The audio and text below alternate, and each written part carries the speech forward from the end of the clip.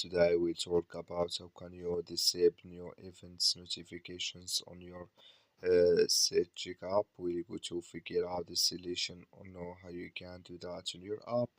So you just follow these ways, then it's going to work with you.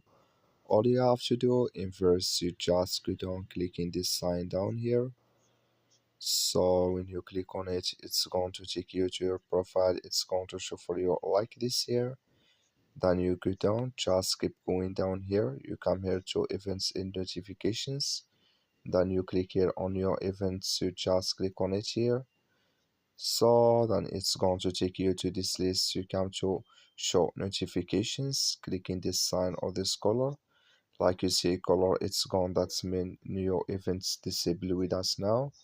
So that's all you have to do. That's all. I wish you I get it. Thank you for watching. Don't forget to support us by liking, subscribe.